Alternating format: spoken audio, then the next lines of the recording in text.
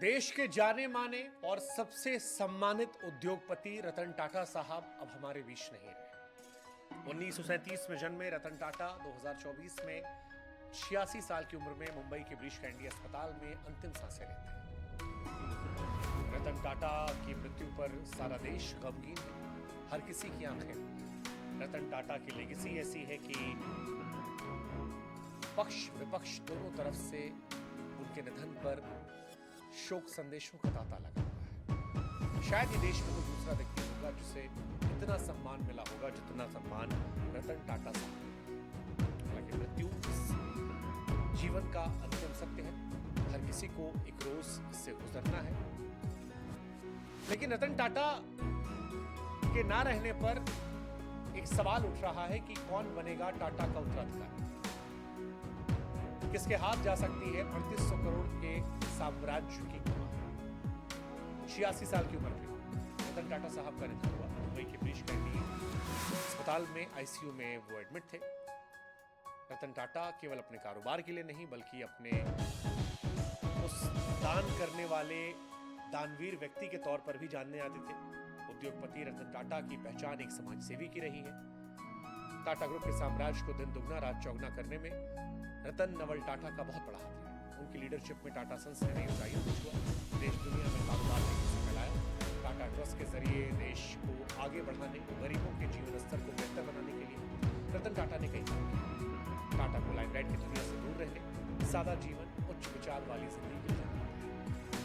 लेकिन अब जब सवाल उनके उत्तराधिकारी का हो रहा है, क्योंकि रतन टाटा की शादी हुई नहीं थी, इंडिया चाइना वॉर के चलते उनकी शादी रह गई थी, उनका कोई संतान नहीं, उनके उत्तराधिकारी को लेकर चर्चाएं।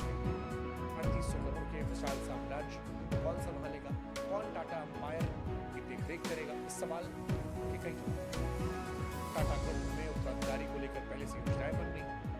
एन चंद्रशेखर ने टाटा सन्स के चेयरमैन पद पर 2017 से हैं।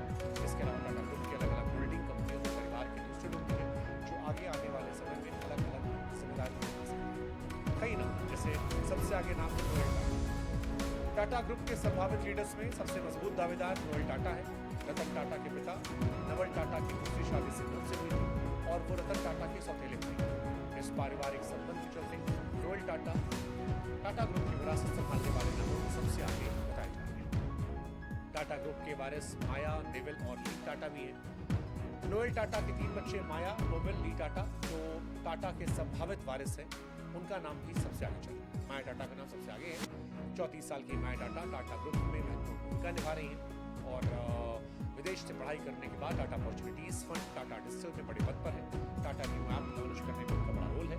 अपने विजन और बेहतर रणनीति के चलते वो एक प्रमुख दावेदार है।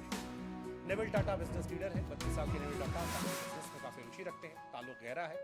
टोयोटा की मानसी किर्लोस्कर से शादी करने वाले नेविल स्टार बाजार की मुखिया हैं। ये company hyper market chain trend limited के तहत आती है। उनकी लीडरशिप में टाटा फ्यूचर लीडर की झलक मिलती है और एक मुखिया बनने की संभावनाएं उनमें भी देखी जा रही है। हॉस्पिटैलिटी सेक्टर को आगे बढ़ा रही है ली टाटा। 39 साल की ली टाटा तीनों भाई बहनों से बड़ी है। टाटा के हॉस्पिटैलिटी सेक्टर की लीडर कहा सकता है। स्पेन के ही आई बिजनेस स्कूल में पढ़ी है और ताज होटल रिजॉर्ट, ताज पैलेस को एक्सपैंड करने में उनकी इंडियन होटल कंपनी की ऑपरेशन देख रही है। टाटा ग्रुप का कद हॉस्पिटैलिटी इंडस्ट्री में और मजबूत करने के लिए रतन टाटा का उत्तराधिकारी इन्हीं में से कोई हो सकता है। हालांकि रतन टाटा समाज सेवा काम के लिए जाने जाते थे। बिजनेस रणनीतियों को आकार देने में लोगों ने मदद की थी। नोएल टाटा और उनके बच्चों के नाम इस लिस्ट में सबसे आगे हैं। टाटा ग्रुप के फ्यूचर लीडर्स में इनोवेशन, इंटीग्रिटी और सामाजिक प्रभाव जैसी बड़ी जिम्मेदारियां निभानी है। टाटा साहब जिन्होंने जीवन भर शादी नहीं की, उनकी नेटवर्थ 3800 करोड़ रुपए है। अब सवाल ये है कि रतन टाटा के बाद जिम्मेदारी किसे मिलेगी। इन्हीं में से कोई नाम होगा जो शायद उस जिम्मेदारी को संभाले। लेकिन रतन टाटा साहब सबके लिए दुखद गमगीन करने वाला विषय है कि टाटा साहब कोई इंडस्ट्रियलिस्ट नहीं थे, बिजनेसमैन नहीं थे, एक आइकन थे, एक ऐसे व्यक्ति थे जिनका सम्मान हर कोई करता है। और अब जब ये लेजेंड नहीं है तो फिर सारा देश गमगीन है। एक ऐसा इंसान हिंदुस्तान से गया जिसने हिंदुस्तान के बिजनेस को ग्लोबल स्टेज पे पहुंचाया। बिजनेस किया लेकिन समाज सेवा की, दान दिया और शायद यही वजह है कि आज सारी दुनिया उनका सम्मान कर रही है।